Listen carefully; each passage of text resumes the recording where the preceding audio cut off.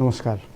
आदरणीय बुवा आमा, दिदीबहिनी तथा दाजुभाइहरू, म आज एक अत्यन्त संवेदनशील घडीमा तपाईहरू सामु उपस्थित भएको छु। केही दिन अघि सुनसरीको देवानगञ्ज, सिराहा लगायतका स्थानमा भएको दुःखद घटना र त्यसपछि केही जिल्लाहरूमा उत्पन्न अशान्त वातावरणलाई लिएर नेपाल सरकार पूर्ण रूपमा गम्भीर र संवेदनशील छ। यस दुःखद घटनामा परि निधन हुनुभएका हाम्रा नागरिकहरू जयप्रकाश मेहता, ओम प्रकाश मेहता र गणेश यादवप्रति म भावपूर्ण श्रद्धाञ्जली अर्पण गर्दछु।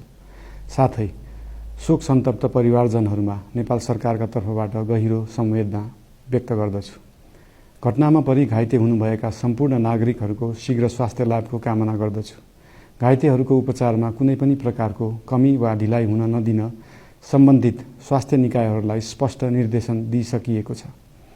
घटना भए लगत्तै सबै सुरक्षा निकायहरूले तत्काल घटनास्थलमा पुगेर परिस्थितिलाई सामान्य बनाउने, थप अप्रिय घटना हुन नदिने र शान्ति सुरक्षा कायम गर्ने प्रयास निरन्तर गरिरहेका छन्।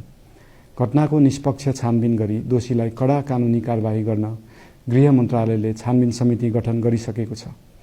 म सबैमा विश्वास दिलाउन चाहन्छु कि यो छानबिन पूर्ण रूपमा निष्पक्ष र पारदर्शी हुनेछ।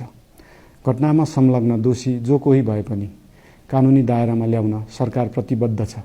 अवस्था थप नबिग्रियोस्, कुनै पनि नागरिकको जनधनको क्षति हुन नपाओस् र स्थानीय स्तरमा विश्वासको वातावरण बनोस् भन्नका लागि नेपाल सरकार निरन्तर क्रियाशील छ।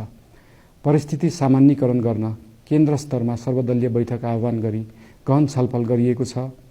स्थानीय तहसम्मै जनप्रतिनिधि, नागरिक समाज, विभिन्न धार्मिक गुरुहरू, समुदायका अगुवा तथा सामाजिक व्यक्तित्वहरूसँग निरन्तर संवाद भइरहेको छ।